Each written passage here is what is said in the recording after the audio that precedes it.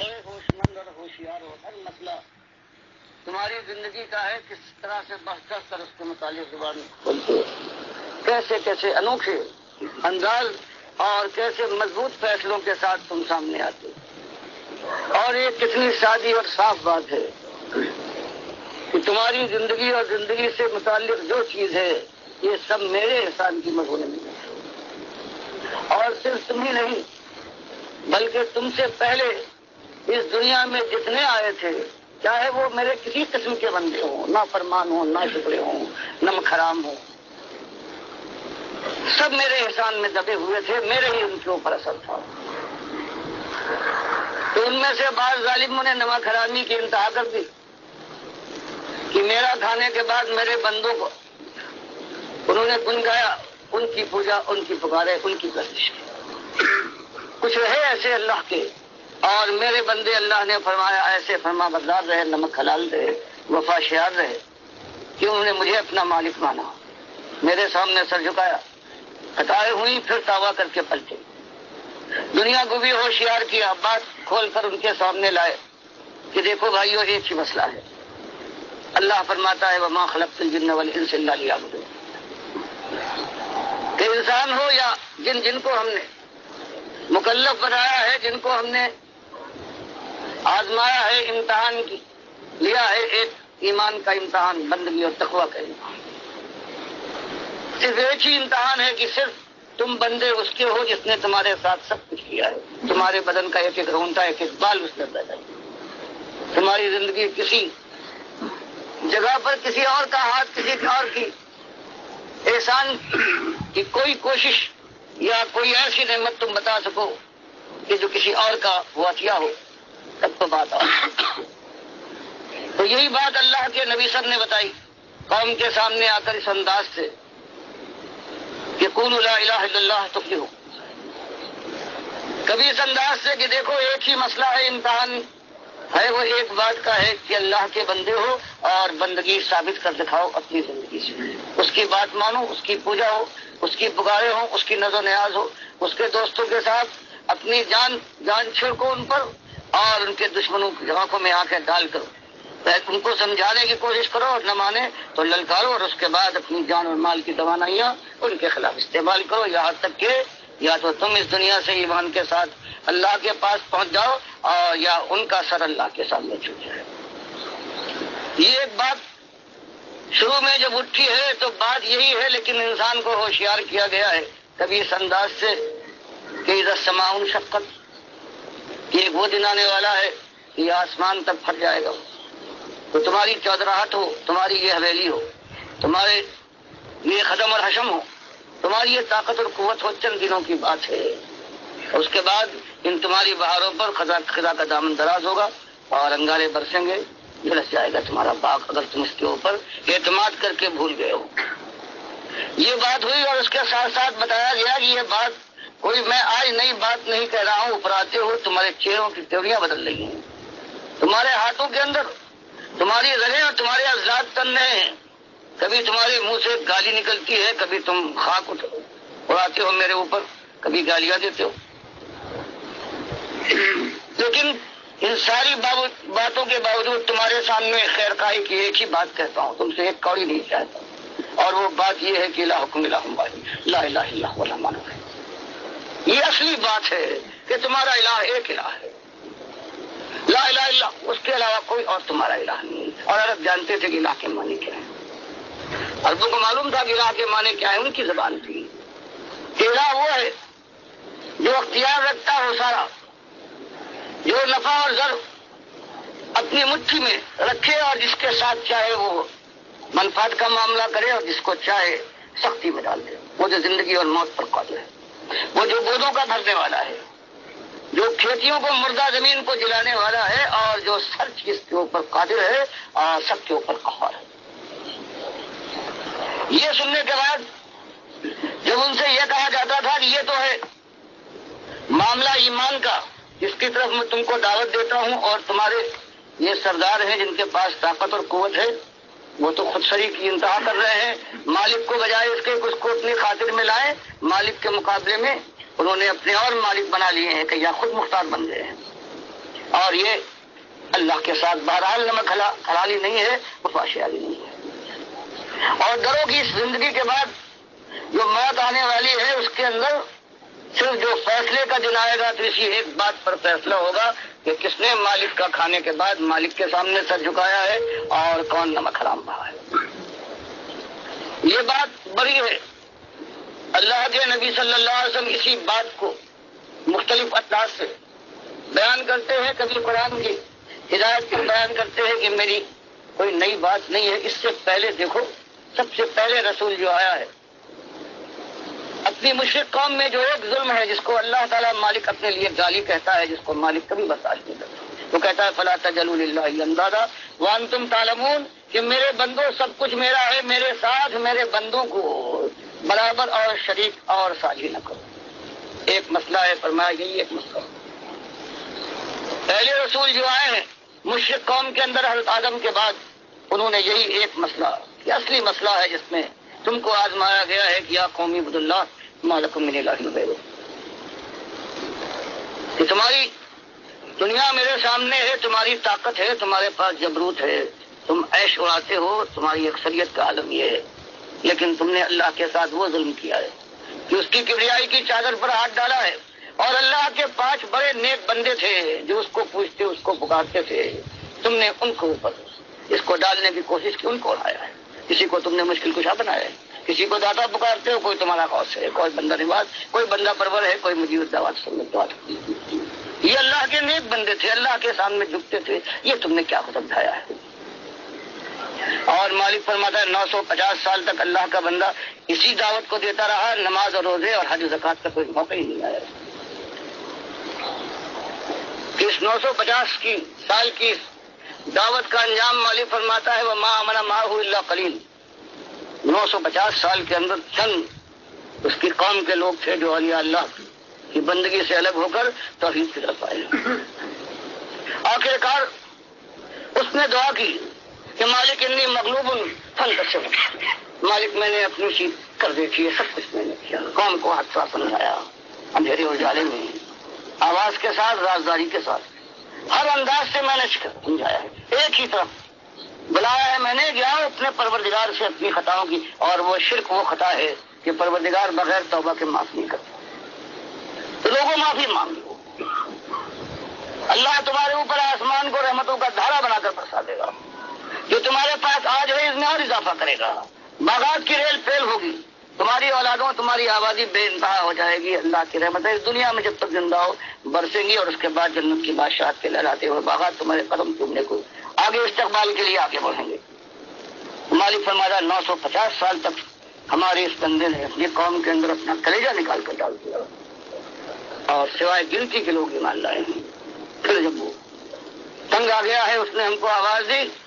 تو ہم اس کے بعد کو پہنچے ہیں، اور ایسا ہم نے طوفان برپا کیا ہے کہ آسمان کو حکم دیا، اس نے اپنے دہانے کھول دیے اور زمین نے اپنا پانی باہر نکال دیا، یہاں تک کہ خشکی کے اوپر سمندر موجیں مارنے لگا، اور پھر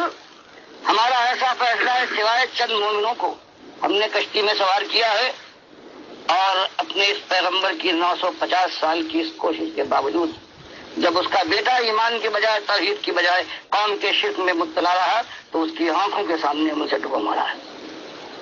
اور جب اس نے ہم سے فریاد کی کہ مالک تیرا وعدہ تھا کہ تو میرے اہل کو بچائے گا، تو مالک نے انتہائی سختی کے ساتھ کہا یہ تیرا اہل تھا، مجھے گالیاں دینے والا یہ مشرک، اور بس زبان روکو، اگر تم نے اس کے حق میں اس مشرک کے حق میں مجھ سے کوئی درخواست کی تو ظالموں میں ہو جاؤ گے۔ اور تو یہ پیغمبر کہاں اٹھا، اللہ سے اس کی توبہ کی، مالک میری خطا ہو گئی، اب میں اس کے لیے نہیں کچھ کروں۔ تو یہ پروردگار نے نبی صلی اللہ علیہ وسلم کی حمایت میں بات کو صاف کر دینے کے لیے کبھی یہ بھیجا اور کبھی کہا کہ یہی اس کے بعد جو مومن بچے تھے، اور مالک قرآن میں شرم دلاتا ہے انسانیت کہ کچھ تو شرم کو، تم بتاؤ ایمان کے ساتھ دشمنی ہے، توحید کے مقابلے میں تم اللہ کے بندوں کو شریک ٹھہراتے ہو، اللہ کی ذات میں صفات میں اختیارات میں ہو، اور آج جو تم دنیا میں ہو تو بتاؤ تم کیوں ہو، اور جو تھے دنیا میں آج موجود نہیں ہے، جانتے ہو کہ کائنات کی جو آبادی تھی نوح علیہ السلام کے زمانے میں جو مومن تھوڑے بعد تفسیروں میں خیال ہے، حدیث نہیں ہے، 60 کسی نے کہہ کہ 70، کل 950 سال کے اندر، لیکن اللہ جانتا ہے۔ لیکن یہ اللہ مالک فرماتا ہے اللہ قلیل، بہت تھوڑے لوگ ایمان لائے۔ تو مالک شرم دلاتا ہے، خود عربوں کے سامنے یہ بات آئی کہ ایمان کے دشمنوں، آج دنیا میں تم موجود ہو، جانتے ہو کیوں موجود ہو؟ کہ تمہارے وہ دادا جو ہمارے پیغمبر نوح علیہ السلام کے زمانے میں تھے، وہ مومن سے کشتی میں سوار ہوئے، بچے، ان کی نس چلی، باقی ساری کافروں اور مشرکوں کی ہم نے نس کو کاٹ ڈالا۔ تو بتاؤ تم جو آج دنیا میں ہو تو اس ایمان کی برکت ہے، اور آج تم ایمان کے ساتھ یہ سلوک کر رہے ہو۔ تو مالک نے اللہ کے نبی صلی اللہ علیہ وسلم کو یہ سارے واقعات قرآن کے ذریعے سے بتایا کہ اس کے بعد دیکھو یہ مومن جو بچے ہیں یہ پھیل گئے دنیا میں، قریب کے علاقے میں ایک ان کا گروہ پہنچا ہے عرب میں، اور یمن کے شمال کے اندر جو احقاف کا مقام ہے جہاں آج خالی ریت کے ٹیلے ہیں، وہاں انہوں نے دنیا کی سب سے طاقتور حکومت قائم کی ہے، اور مالک فرماتا لم یخلق مثلها فی البلاد، ایسی طاقتور قوم بنی ہے یہ کہ کائنات میں ہم نے ایسے زبردست اور ایسے طاقت والے لوگ پیدا نہیں کیے۔ لیکن وہی چیز ہے کہ ایمان داروں کی اولاد، لیکن جب وقت گزرا ہے شیطان نے ان پر حملہ کیا ہے، اور پھر ان کے بھی اللہ کے ساتھ اللہ کے بندے بن گئے ہیں، ان کو انہوں نے پوجا ہے اور پکارا ہے۔ ایک مدت گزری ہے، یہ اپنی طاقت پر نازا،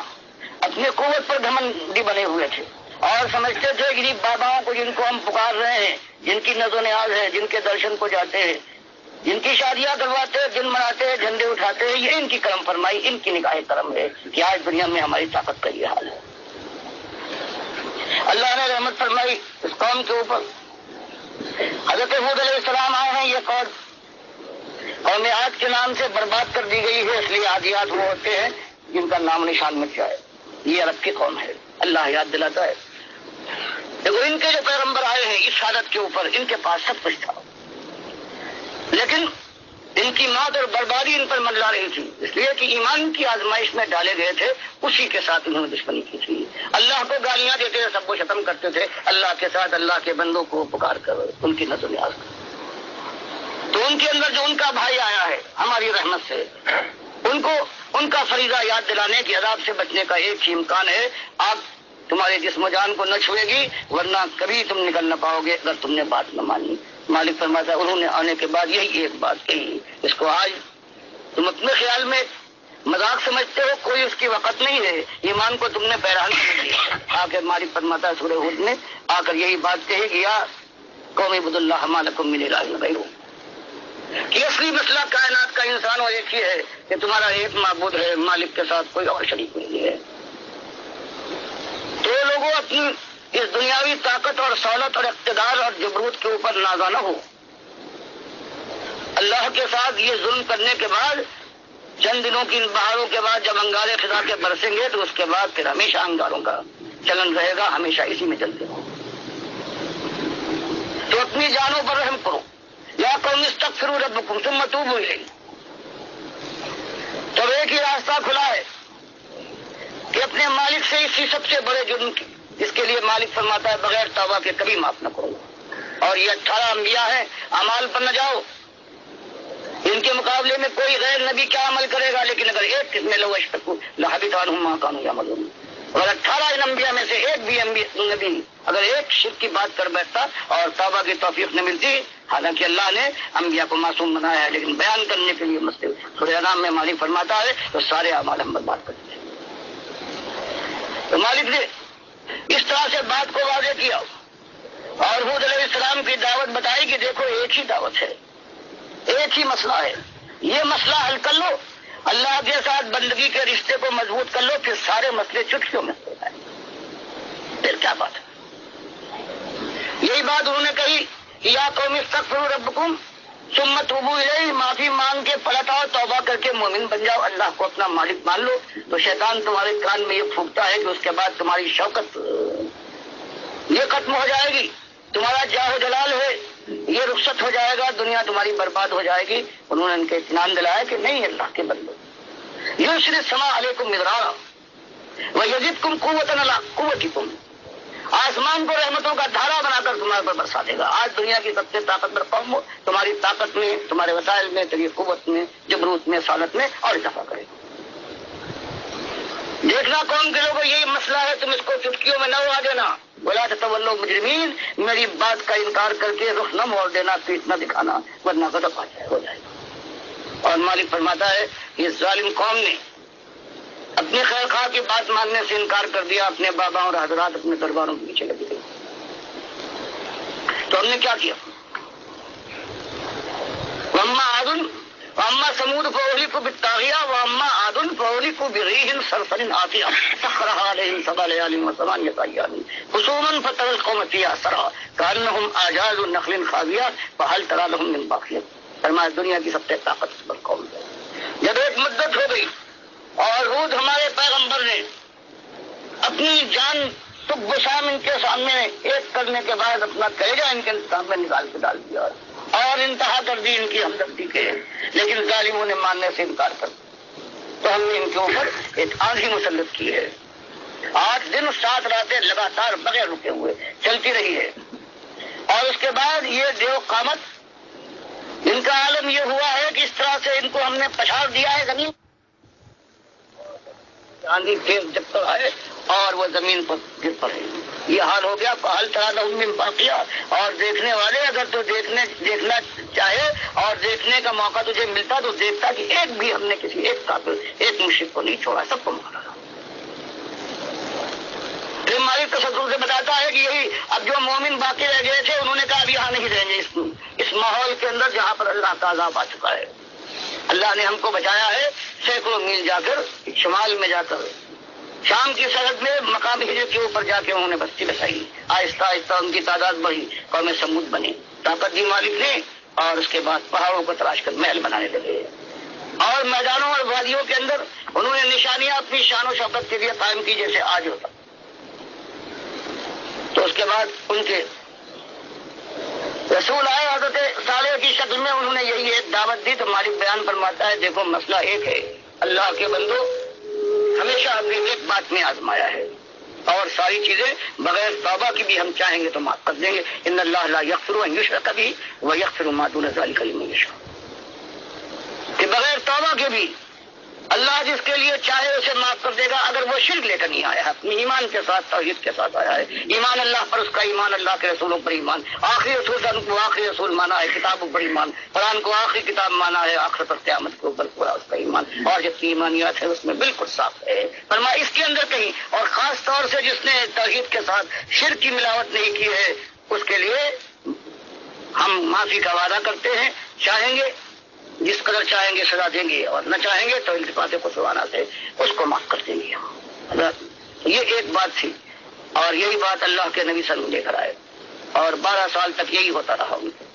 قوم کی، ہر جگہ کئی جائیں۔ آخر میں یہ ہو گیا ہے کہ طائف کے اندر جب مکے سے مایوس ہو کر کہ اب کوئی سعید اللہ کی طرف آنے والی نہیں ہے، جب طائف گئے ہیں تو وہاں اس سے زیادہ شدید معاملہ ہوا، اور بخاری مسلم کی حدیث میں عائشہ نے جب پوچھا ہے کہ احد کی جنگ کے دن جو آپ کے اوپر بیتی ہے، آپ کے ساتھیوں کے ساتھ معاملہ ہوا ہے، کیا اس سے شدید بھی کوئی موقع ہے؟ آپ نے فرمایا ہاں، جب میں طائف گیا ہوں اور میں نے وہاں کے سرداروں کو دعوت دی ہے تو ان ظالموں نے وہ کچھ کیا ہے کہ آخرکار میں جب وہاں سے واپس آ رہا ہوں تو چلتا گیا ہوں، میں ہوش میں نہیں تھا، یہاں تک کہ ایک آواز آئی ہے، میں نے سر اوپر اٹھایا، جبریل علیہ السلام کو دیکھا، انہوں نے سلام کیا مجھے اور کہا اللہ نے مجھے بھیجا ہے، اور مالک نے فرمایا کہ ہم نے دیکھا ہے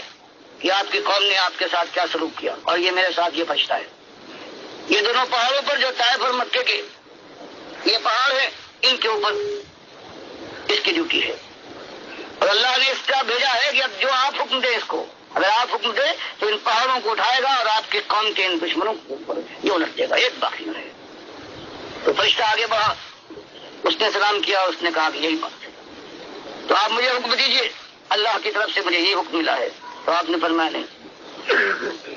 یہ نہ ایمان لائیں، یہ جو کچھ چاہے میرے ساتھ کر لیں، لیکن مجھے اللہ سے یہ امید ہے کہ ان کی نسلوں سے ایسے لوگ بھی پیدا ہوں گے کہ جو اللہ کی توحید کو مانیں گے اور شرک سے پرہیز کریں گے، اس لیے میں ان کو اللہ کی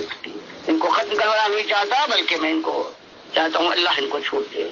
تو یہ ایک بات پوری گزر رہی تھی، یہاں تک کہ اللہ کے نبی صلی اللہ علیہ وسلم کو اللہ نے اپنے پاس برزخ میں بلایا، معراج میں جا کر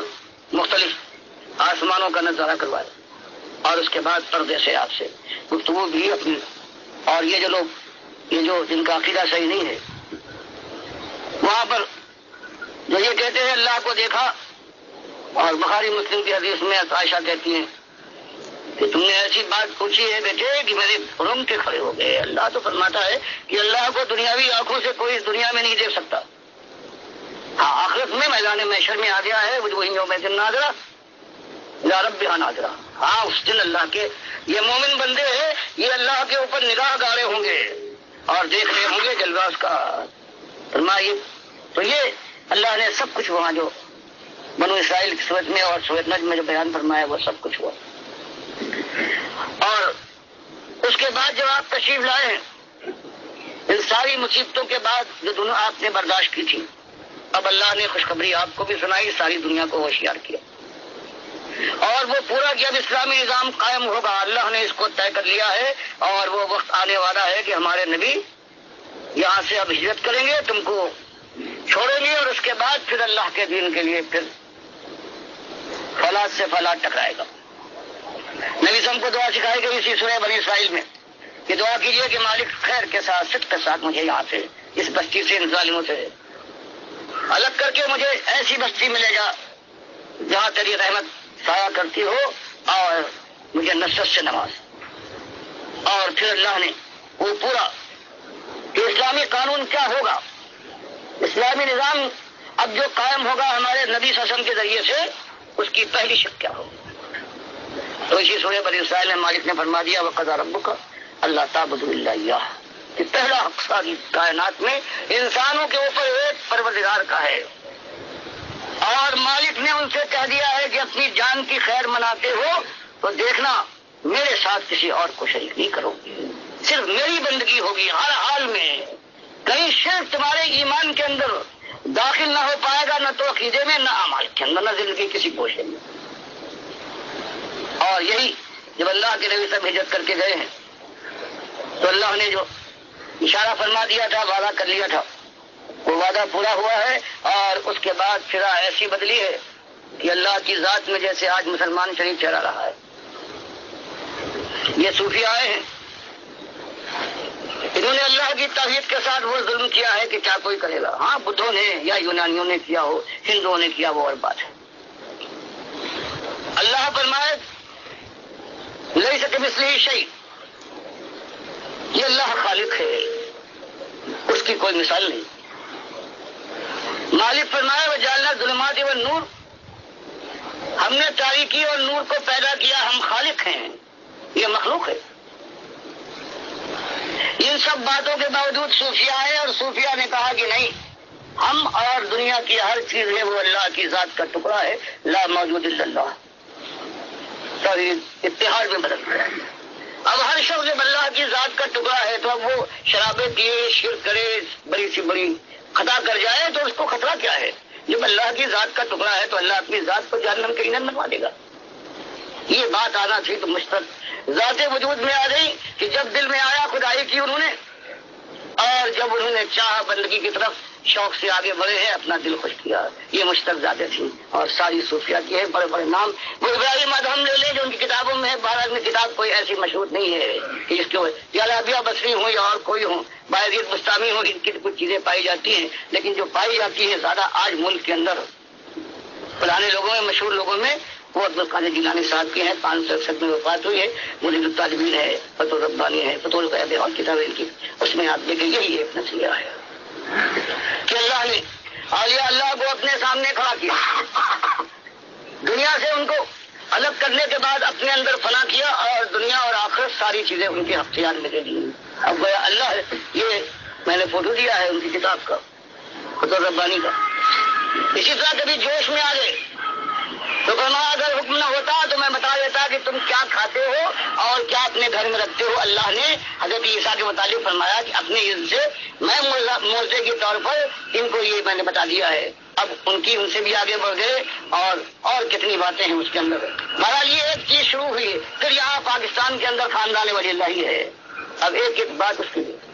اسی ایک نظریے کو کہتے ہیں ہمارے جتنے خاندان کے لوگ ہیں ہمارے سارے بزرگوں سے یہی توحید چلی آ رہی ہے جس کو اتحاد کہتے ہیں وحدت الوجود کے، اور ہم چاہیں تو قرآن اور حدیث کی ہر نص سے اس کو ثابت کر سکتے ہیں۔ اور اللہ کہے کہ ہم اکیلے ہیں، ہماری کوئی مثال نہیں ہے، یہ کہتے ہیں نہیں، ہر چیز اللہ کی ذات کا ٹکڑا ہے اور ہم اور ہمارے بزرگ ایک ایک نص سے ثابت کر سکتے ہیں۔ پھر بیان کرتے ہیں کہ حال یہ ہوا ایک دن انفاس العارفین میں کہ اللہ نے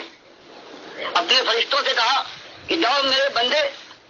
عبد الرحیم کو تلاش کرو، یہ ان کے باپ کا نام ہے شاہ اللہ، اپنے باپ کی سرگوش لکھتے ہیں انفاس العارفین میں، فارسی میں، اس کا فوٹو بھی آپ دیکھ لیں، ہر جگہ ملتی ہے، دیوبندی بھی چھپاتے ہیں، بریلوی بھی ہے، دونوں کہتے ہیں یہ ہمارے ہیں۔ تو اس کے بعد لکھتے ہیں شاہ اللہ صاحب کہ فرشتے گئے ہیں دنیا میں، نگاہ ڈالی کہیں نہ ملے عبد الرحیم میرے پاس، پھر آسمان پر دیکھا کہیں پتہ نہ ملا، جنت میں دیکھا وہاں بھی نہیں، مایوس ہو کر اللہ تو جواب دیا کہ حضور کہیں نہیں ملے، ہر جگہ ہم نے تلاش کر لیا۔ تو شاہ ولی اللہ صاحب کہتے ہیں یہ غیبت تامہ تھی، غائب ہو گئے، پورے اللہ کے اندر شریک ہو گئے۔ تو اللہ تعالیٰ نے فرمایا کہ میں جو مجھ میں فنا ہو جائے وہ نہ دنیا میں ملے گا نہ آسمان میں، جنت میں کہیں نہیں، تو مجھے فنا ہو گیا۔ تو بتائیے ان کے بعد تو اللہ کے ساتھی، اور چچا کا بتاتے یہ ان سے بڑے ابو رضا محمد کے لیے کہتے ہیں کہ مسجد میں بیٹھے ہوئے ہیں، ایک صاحب آتے اور ان کی زبان سے نکل جاتا ہے کہ اولیاء اللہ تو ہوا کرتے تھے۔ کہتے ہیں میرے تایا کو جوش آ گیا، انہوں نے پوچھا کیا مانے، کیا بات کہہ رہا ہے، اولیاء اللہ ہوا کرتے تھے اب نہیں ہوتے؟ اس نے کہا حضور ہوا کرتے تھے۔ پوچھا کون ہوا کرتے تھے، بتاؤ کہ نیک نام لے۔ اس نے کہا باعث بستانی، مثال کے طور پر حضرت۔ کہتے میرے تایا نے پوچھا کہ باعث بستانی تھے یہ کیا کرتے تھے؟ اس نے کہا حضور کسی کے اوپر نگاہ ڈال دے تو انسان ٹرپ کر گر جاتا، مر جاتا۔ پوچھا کہ اور کچھ؟ اس نے کہا حضور یہ کچھ کم ہے۔ شاہ اللہ صاحب لکھتے ہیں کہ میرے تایا نے کہا کہ میرے دل کو اللہ کے نبی صلی اللہ علیہ وسلم نے اپنے دل کے نیچے رکھ کر وہ تربیت دی ہے کہ اگر میں ایک آنکھ ڈالوں کسی پر، ایک نظر سے وہ زمین کے اوپر گر پڑے گا مر، اور پھر اگر میں دوسری نگاہ ڈال دوں تو اس کے بعد کھڑا ہو جائے گا۔ جی دوسری آنکھ ڈالی، نظر ڈالی اور کھڑا ہو گیا وہ شخص۔ یہ تو ان کی بات ہوئی۔ اب اپنے باپ کے لیے عبد الرحیم کے لیے کہتے ہیں ایک تو ان کی قبر تامہ آپ نے دیکھی تھی، پھر کہتے ہیں سلطان حسین ان کا مرید آیا اور گھوڑے پر سوار دیکھنے کے بعد کہا کیا خود گھوڑا ہے تیرا، لیکن اس کی عمر بہت کم ہے۔ اس نے کہا حضرت میری بیوی ایک ہے، بڑی بدخو ہے، اس نے تنگ کر ڈالا ہے، ایسا نہیں ہو سکتا کہ اس کی عمر گھوڑے کو مل جائے اور گھوڑے کی عمر اس کو مل جائے۔ شاہ صاحب لکھتے ہیں کہ آپ نے تبسم فرمایا اور کہا ایسے ہی ہو جائے گا۔ اور کچھ دنوں کے بعد یہ ہوا ہے کہ وہ عورت مر گئی جس بدخو عورت تھی، پریشان کرتی ہے سلطان احمد کو، اور گھوڑا زندہ رہا، اس کی عمر مل چکی تھی اس کو، اور اس سے بڑا نفع کمایا۔ یہ تو وہاں تک پہنچے باپ اور چچا اپنی بات کیسے نہ کہیں، کہنے لگے ایک والد صاحب نے مجھے بتایا کہ وہ اور میری والدہ یہ رات کو تہجد پڑھ رہی تھی اور دونوں نے اللہ سے دعا مانگنے کے لیے ہاتھ اٹھائے کہ اسی درمیان دو مننے ہاتھ اور بیچ میں آ گئے، میری ماں سب گھبرائیں گی یہ ہاتھ کہاں سے آ؟ تو باپ نے بتایا گھبرائیں گی کہ تمہارے پیٹ میں جو بچہ ہے اس کے ہاتھ ہے۔ شاہ اللہ صاحب کہتے ہیں میں تھا اور یہ بالکل بات ثابت ہوئی، 7 برس کا ہوا ہوں، جب باپ آگے دعا مانگ رہے ہیں ماں ادھر، بیچ میں میں بھی پڑھ رہا ہوں، تو گویا یہ 7 سال پہلے میں نے پیٹ سے نکل کر کام کیا تھا۔ تو یہ ایک ہے، ایک چند مثالیں ہیں۔ اور اس کے بعد آپ دیکھیں جو یہ سید احمد شہید کہلاتے ہیں، آج صراط مستقیم فارسی کتاب ہے، اردو ترجمہ ہو گیا۔ یہ مجاہد کہلاتے ہیں، یہ شہید کہلاتے ہیں۔ آپ ان کی کتاب ذرا پڑھ جائیے، یہ انہوں نے املا کی ہے، بولا ہے انہوں نے، اور ان کے شاگرد اور مرید اسماعیل شہید جو کہلاتے ہیں انہوں نے اس کو لکھا ہے۔ اس میں آپ دیکھیں کیا بات بتایا گیا ہے کہ اس آسن سے بیٹھ کر یا حی یا قیوم کی دو ضربی لگاؤ ضرب، اس کے بعد جو لوح محفوظ پہ لکھا ہے وہ پڑھ سکتے ہو، فرشتوں سے ملاقات کرو، جنت و دوزخ کا نظارہ کرو، اللہ کے عرش کے نیچے سے چاہے سیر کرو چاہے۔ تو ایک یہ اللہ کے ساتھ ظلم یہ ہوا ہے جو صوفیہ کہلاتے ہیں، انہوں نے توحید کو اتحاد میں بدل دیا کہ ہر چیز اللہ کی ذات کا تبع ہے۔ تو اب ایک نہیں، اربوں نہیں، کھربوں ساری ذاتیں جو ہیں وہ اللہ کی ذات کی۔ اب کیا ڈر ہے ان کو؟ اب دوسری بات، جو علماء تھے، یہ تو اللہ نے رحبان کے لیے کہا ہے، جو علماء تھے انہوں نے کہا ایک اور بات نرالی، مثلا مجھے ثانی ہے، اشرف علی تھانوی ہے، یا اور جتنے ہیں، انہوں نے کہا اصلی مسئلہ یہ ہے کہ اللہ کے نبی صلی کی پیدائش یہ عام پیدائشوں میں نہیں ہے، جیسے لوگ ماہر بات کے ذریعے سے پیدا ہوتے ہیں، یہ تو خالص اللہ کے نور سے بنے ہیں۔ مکتوبات ربانی میں فوٹو بھی دیکھ لی ایک نہیں، اور اس کے بعد عبدالحق محدث دہلوی نے اسی بیان کے اوپر جو حاشیہ دیا ہے، انہوں نے کہا بالکل صحیح، اللہ کے نور سے نبی صلی بنے ہیں، اور نور کا جو حصہ باقی رہ گیا ہے آپ کی بناوٹ کے بعد، اس سے حضرت ابوبکر انہوں نے بنا دیا گیا۔ تو بتاؤ، اب کوئی یہود و نصارہ نے تو کہا تھا، نطفے کا واسطہ دیا کہ اللہ کے بیٹے ہیں، نطفے کا واسطہ، حدوزیر کو، حدیثہ کو، عربوں نے کہا یہ اللہ کی بیٹیاں ہیں۔ اب یہ مسلمان، اس نے کہا یہ ان سے پیچھے ہم رہ جائیں گے، اور اللہ کی ذات کے شرک میں یہ ہماری تناعت کی انتہا ہے اگر ہم ان سے آگے نہ پہنچ جائیں۔ انہوں نے کہا براہ راست اللہ کو پہلے اللہ کا انکار کر کے پہلے نور کا بنایا جو فانی ہے، جو مٹ جانے والی، اللہ کا میں نے اس کو بنایا کہ میری مخلوق ہے،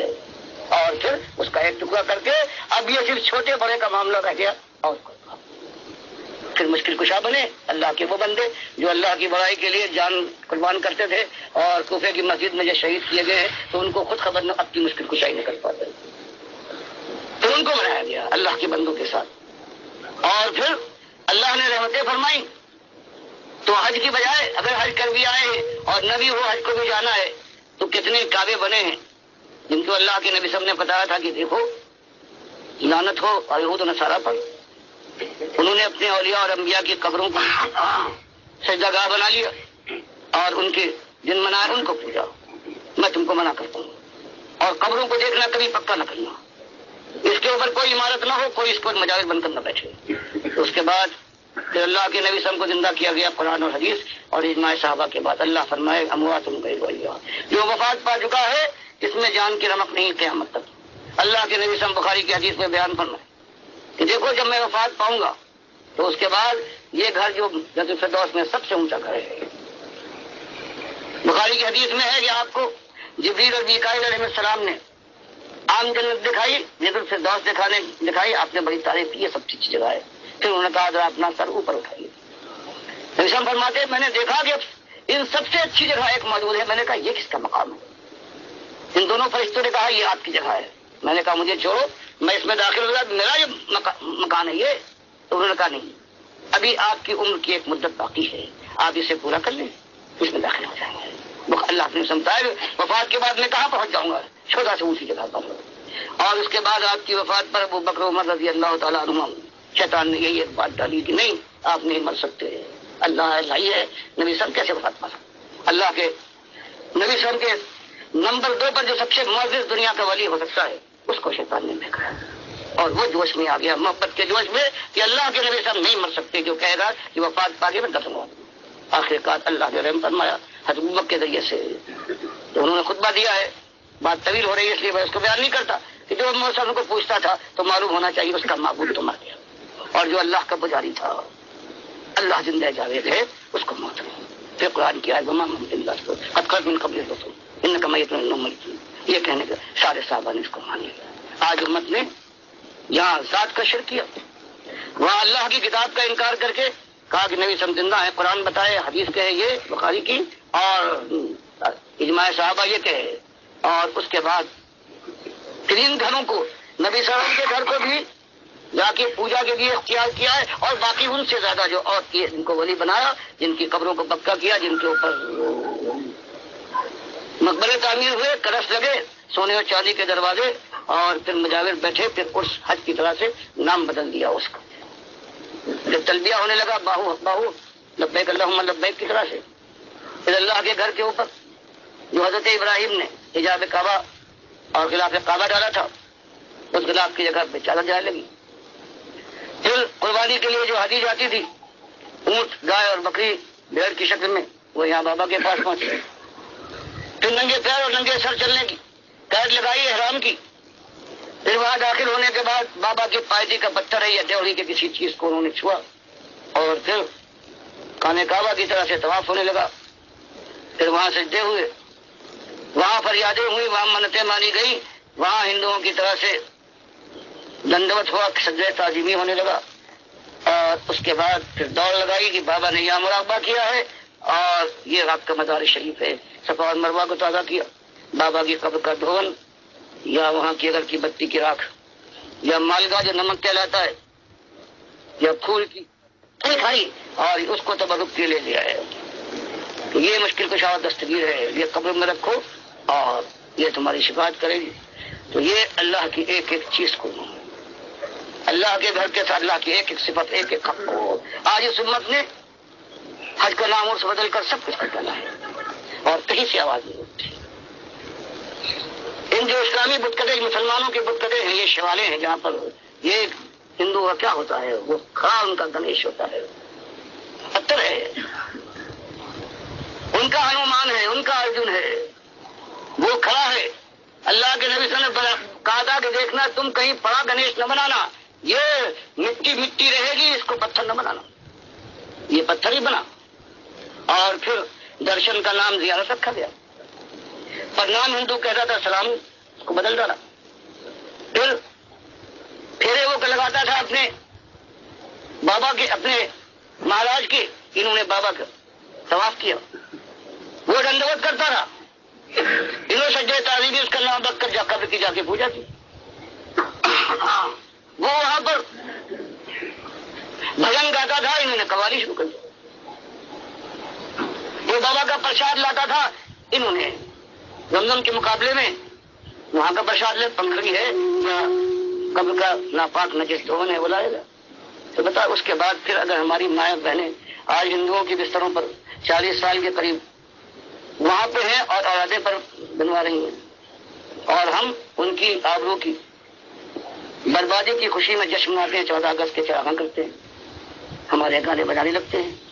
تو بتاؤ یہ سمرا کس چیز کا ہے میرے بھائی؟ اسی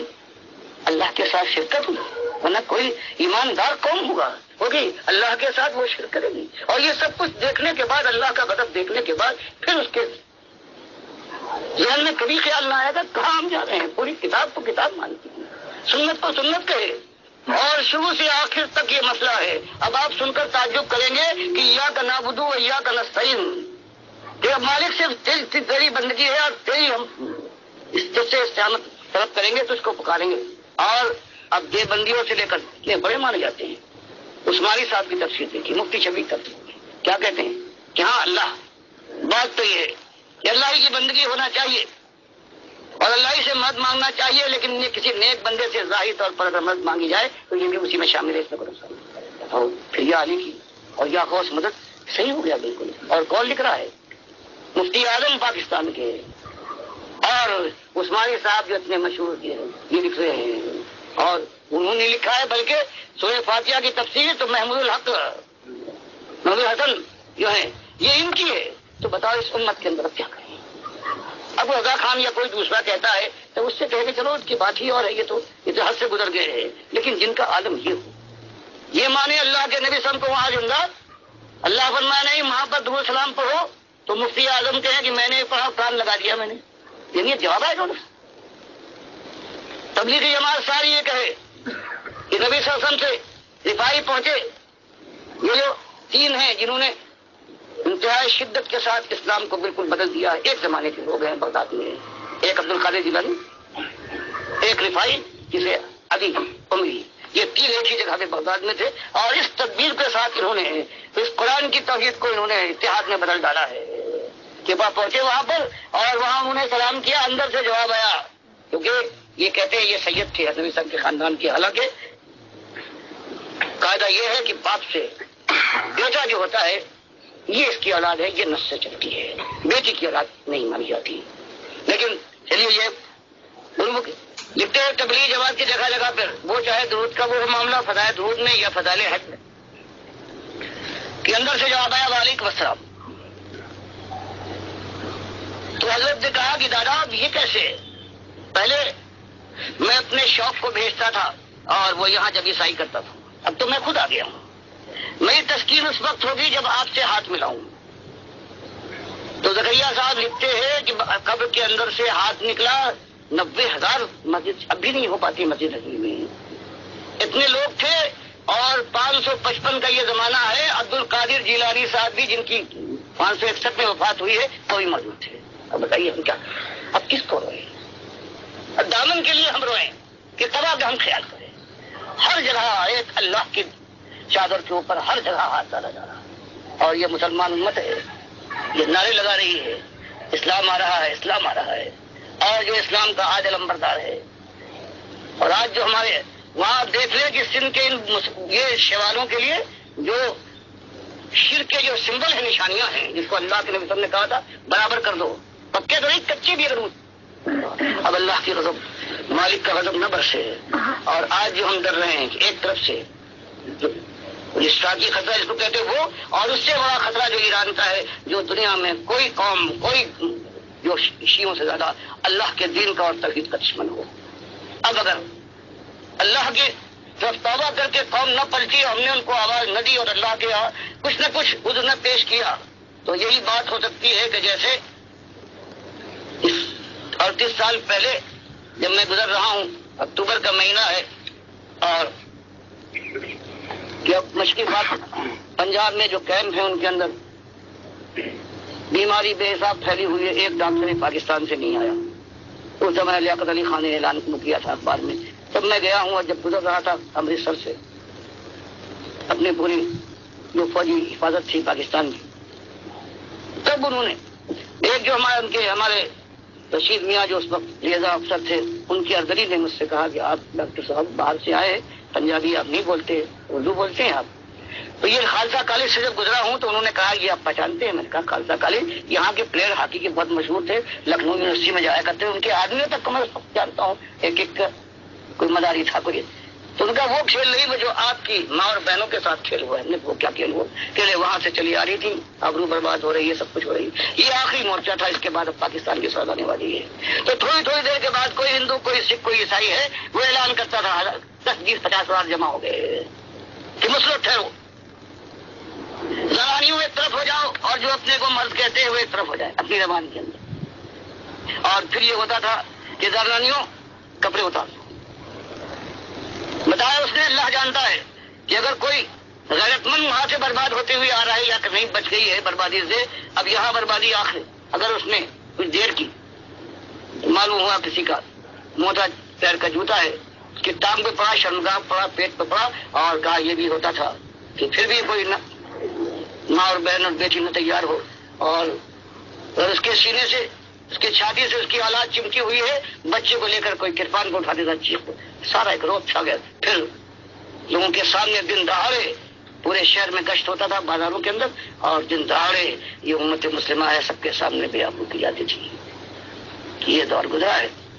اور سارے دیندار تھے سب لا الہ الا اللہ کہنے والے تھے سب آئے لیکن اللہ کہ مالک فرماتا ہے وما یؤمن اکثرهم باللہ الا وهم مشرکون. عام طور سے ہوتا یہ ہے کہ جو ایمانداروں کی اکثریت ہوتی ہے اعلان تو بڑے لمبے لیکن ہوتے 10 مشرک ہیں. آج اللہ کا وہ قول سورہ یوسف کا آپ ہمارے سامنے دیکھ رہے ہیں. تو بھائیو یہ آپ نے دیکھا ہے سردار جو ہمارے ہیں ان کا یہی حال شرک کے اوپر ایسے بیٹھے مطمئن ہیں سونے چاندی کے دروازے لگا رہے ہیں اور ان کو یہ جو مجذوب گالی دے رہے ہیں ان کی خدائی کی طاقت مانتے ہیں مجھے ایک ہاتھ مار دیا تو میں صدر بن گیا. یہ آج امت کا حال ہے. آج جو یہ ہے جو دوسرا طبقہ ہوتا ہے قارون والا یہ مہاجن حرام کمانے کے بعد اگر اس کی دولت میں اضافہ ہو تو کہے گا کہ بابا نے دلوایا ہے دربار کی کرم فرمائی ہے اب ان کی نظر نیاز ہو رہی ہے ان کے قرض لگ رہے ہیں. اور سب سے زیادہ یہ ہے مولوی اور پیر اس کی کمائی ہے اسی شرک کے اوپر یہ سب کو بنیاد پر حق کرتا ہے سب کی پیچھے ٹھوکتا ہے مال والے کی جوتیاں سیدھی کر کے اپنی ان سے کچھ لیتا ہے ان سے خیرات اور اقتدار کے سامنے جب عیسائی کرنے کے بعد اس کی کرسی کو اور اس کے تخت کو اپنے کاندھوں پر اٹھاتا ہے اور اس امت کو مسجد اور محراب کے اندر پہنچنے کے بعد یہی کہتا ہے کہ قبریں اونچی کرو باباؤں کو پکارو 12 سال کی کشتی ڈوبی ہوئی کشتی نکال دی ان میں یہ طاقت ہے. اور یہ بھول جاتا ہے یہ عرب کی ساری تاریخیں بیان کرتی ہیں کہ عبید اللہ ابن یونس نے یہ 561 میں وفات پائی عبد القادر جیلانی نے، اور پھر وہ وزیر اعظم بنا ہے، اپنے ایسا علم تحقیقی تھا، اور 593 میں اس نے یہ کیا ہے کہ جو ان کا لال لشکر جو پیروں کو جو ملتا ہے اس سے گھر بار کی بلندی، اس نے گھر بار کو برباد کیا ہے، ان کے بال بچوں کو دربدر کیا ہے، آدمی بھیج کر ان کی قبر کھٹوا کر جو ہڈیاں باقی رہ گئی تھی ان کو درجے میں پھینکوا دیا ہے، یہ وقت کی زمین تھی، اس میں تم نے اس کو دفن کر دیا۔ تو یہ ساری باتیں یہ ہے، ان کو کوئی بیان کرے، تاریخی حقائق ہیں، عرب کی ایک ایک تاریخ عربی کی جو ہے بیان کرتی ہے، اس کے اندر تو یہ باقی 12 سال کی کشتی نکلی، اور اس کے بعد یہ شاہ دولہ جو گجرات میں ہے یہ وہی دولہ ہے، حالانکہ اس یہ 900-400 برس کے بعد کا یہ اس کی تاریخ ہے۔ تو یہ دنیا کے اندر شرک ایسی محبوب چیز بن گئی ہے، تو اب اللہ کے بندوں کرنا کیا ہے؟ یا تو امت کی حامل آؤ، ٹھیک ہے، ملاتے گئے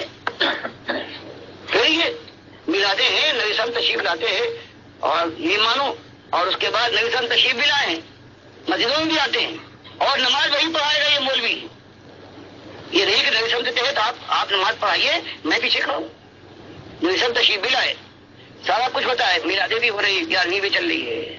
یہ شبرات کے بھی حلوے بھی آ رہے ہیں، اور یہ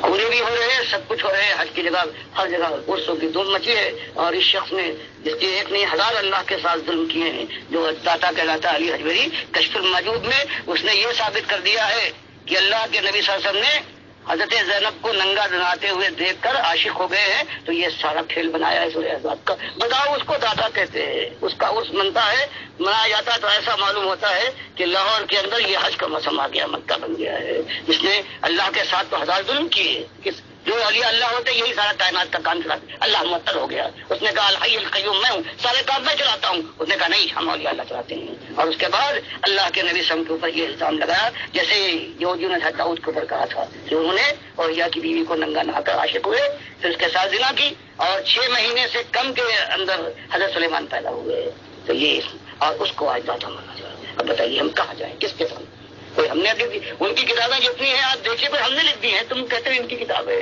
تم شاہ اللہ کتابیں یہی مانتے ہو، برابر چھپ رہی ہیں، تم عبد القادر جیلانی صاحب کی یہ کتابیں مانتے ہو، اس کے اوپر کہتے ہو تو یہ علی اللہ تھے، ہم کہتے ہیں بھائی مطلب یہ ہے، دیکھو علی اللہ تو وہ نہیں ہوتے، اللہ علیہ تو وہ ہوتے الذین آمنوا وکانوا یتقون، جو ایمان لائے تقوی والے ہوں، یہ تو ایمان کے دشمن، اگر تم کہتے ہو یہ کتابیں ہم نہیں جانتے، تم کہتے ہو، اب کہتے ہیں کسی نے بدل دیا،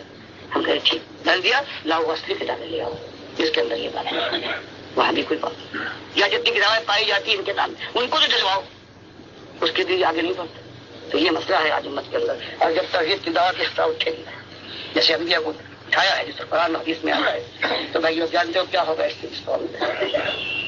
جو اہل کتاب قوم ہوتی سمجھتی ہے، ہم بھی جانتے، ہم بھی مانتے ہیں اللہ، جیسے بنو اسرائیل نے کیا ہے حضرت عیسیٰ کے ساتھ، حضرت زکریا کو انہوں نے اپنے قربان گاہ میں اسی ایمان کی بات کے اوپر، ہم کو مناتے ہو، یہ یہودی علماء نے ان کو انہوں نے اپنے پیغمبر کو ذبح کیا ہے اپنی قربان گاہ میں، حضرت یحییٰ کو اسی یہودی بادشاہ نے جو رومیوں کے بعد گزار تھا، جس کا نام ہیروڈ اینٹیپاس تھا، جس نے حضرت یحییٰ کا سر منگایا ایک رقاصہ سے وعدہ کر کے، جب اس نے ناچ دکھایا ہے 1 سالگرہ پر، خوش ہو گیا کہ مانگ جو مانگتی ہے، اس نے ماں سے مشورہ کیا، ماں داشتہ کی اسی بادشاہ کی، اور وہ حضرت یحییٰ سے انتہا خار کھاتی تھی، یہ توحید کی دعوت دیتے تھے اور برائی سے منع کرتے تھے، جیل میں ڈلوایا تھا تو اس نے ماں کے اشارے پر کہا کہ میں تو سر چاہتی ہوں یحییٰ، اور وہ سر پیش کیا اس نے،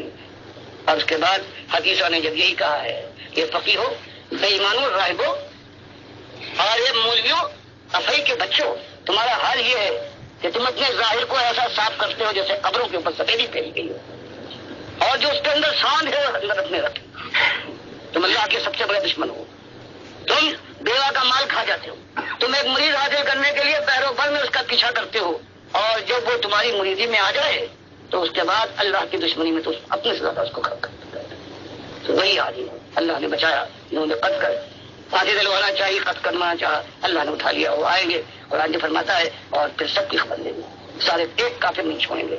چاہے وہ اپنے کو مسلمان کہنے والا جیسے آج کل کا ہے، اور چاہے یہودی ہو عیسائی ہو، نبی صلی اللہ علیہ وسلم نے فرمایا بخاری مسلم کی حدیث میں کہ جب آئیں گے تو ایک کافر دنیا میں نہیں باقی ہوگا، سارے مومن ہوں گے، نہ عیسائیوں کی صلیب ہوگی، نہ جزیہ ہوگا، کوئی کافر نہیں ہے، اور نہ کہیں خنزیر پایا جائے گا، سارے مومن ہوں گے تو نہ تو وہ یہ داتا ہوگا، نہ بغداد والا یہ غوث ہوگا، نہ نبی سم کے اوپر جو مقبرہ بنا ہے یہ مقبرہ بچا ہوگا، سارے کے سارے اللہ کے نبی سم کے حکم سے وہی ہوگا، یہ سنت کا عام حکم ہے۔ اور حضرت عیسیٰ آئیں گے آپ کی سنت کی پیروکار بن کر آئیں گے، کوئی نئی سنت لانے والے شریعت لانے والے نہیں ہوں گے۔ تو آئیے کہ مل کر اپنی جان کو اللہ کے یہاں جہنم کی آگ سے بچانے کے لیے اور اپنا نمونہ اپنے گھر والوں اور دنیا والوں کے سامنے پیش کر کے ان کی رہنمائی کے لیے اگر اللہ توفیق دے تو آئیے کہ اپنے ایمان کو سب سے پہلے پاک کیجیے۔ ایمان کی ساری چیزیں ہے، توحید ہے، سنت ہے، آخرت ہے، اور جتنی ماننی چیزیں، اور شرک سے آپ کا باپ مارے کا ڈر ہو، جنہوں نے شرک کیا ہے، شرک پھیلایا وہ طاغوت ہے، ان سے مالک فرماتا ہے ان کا کفر کرو ان کو، تب تمہارا ایمان مکمل ہوگا۔ پھر سنت کا جامع پہن کر اور قوم کے اندر دنیا والوں کے سامنے یہی ایک مسئلہ کہ ایک امتحان ہے بھائیو، اور ایک طرف آگ ہے اور ایک طرف ہمیشہ کا عیش ہے، جنتیں ہیں، بہاریں ہیں، اور وہ خیر و خوبی ہے کہ اس کی انتہا نہیں ہے۔ اب تمہارا دل میں آئے تو اللہ کی بات مانو، ورنہ جمے رہو۔ یہی جو زندگی ہے آج تمہارے مسلمانوں کی، اسی کے اندر ہو، بے پردگی ہو، بے حیائی ہو، دن رات گانے بجانے سنو، اور جو تماشے ہیں، بے شرمی ہے، بے حیائی ہے، اور سب سے بڑی بات یہ ہے کہ اللہ کے ساتھ شرک کر کے اللہ کو گالیاں دیتے رہو، پوچھتے رہو ان مداروں کو اور سماتے رہو، پکارتے رہو اللہ کے ساتھ دوسروں کو، اور پکارنا تو نیاز ان کی ہوتی رہے، ایک دھوم مچی رہے تمہارے یہاں۔ اور اس کے بعد بس زندگی کا گھاٹ جو بات کے قریب پہنچنے والا ہے اترتے جاؤ، اور جہنم کی آگ میں اس وقت تک جلو صبح شام، جو درمیانی وقفہ ہے قیامت تک کے لیے، اور اس کے بعد اصلی جہنم میں جھونک دیے جاؤ۔ کھالے چل جائے تو مالک فرماتا ہے نئی کھال بنا دیں گے،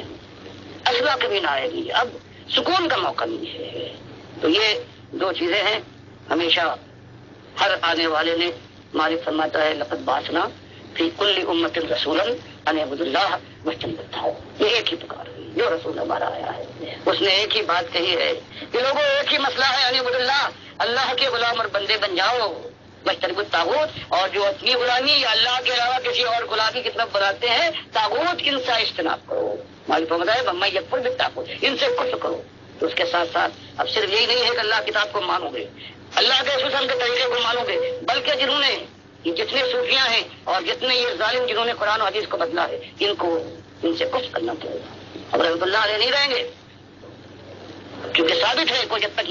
پوری کتابیں ہر چیز ان کی ثابت کرتی ہیں، تو اللہ کے ساتھ یہ غدر نہیں ہوگا۔ مالک کی وہ شکایت کہ ما لکم لا ترجون للہ وقارا وقد خلقکم اطوارا، میرے دشمنوں کو تم عزت کے ساتھ نوازتے ہو اور میرا کوئی وقار نہیں ہے، حالانکہ میں تم کو پیدا کیا ہے، میں پیدا کرنے والا کھلانے والا ہوں۔ تو یہ ایک مسئلہ بڑا مشکل مسئلہ ہے۔ اگر خالص مشرک قوم ہوتی، نہ مانتی ہوتی قرآن حدیث کو، تب اتنا مشکل کام نہیں تھا۔ جیسے اب تو مشکل یہ ہے کہ جو مخالف جو ہیں جو نہیں مانتے اس طرح سے مانتے ہیں اور قرآن حدیث کی دلیل لاتے، تو قیامتیں آئیں گی، لیکن اللہ تعالیٰ کا وعدہ ہے کہ اگر مخلصین کا گروہ مل کر اللہ کی راہ میں آگے بڑھے تو ان کی کمزوری کو قوت میں، ان کی لا علمی کو ہم علم میں، اور ان کے وسائل کی کمی کو ہم وسائل کی بہتات کے ساتھ بدل دیں گے۔ تو ہماری والذین جاہدوا فینا لنہدینہم سبلنا، ہمارا مالک فرماتا ہمارا تو یہ اصول ہے، ہم تو اعلان کرتے ہیں کہ ہماری راہ میں جگہ تو اپنی جان لگاؤ، مخالفت کو برداشت کرو۔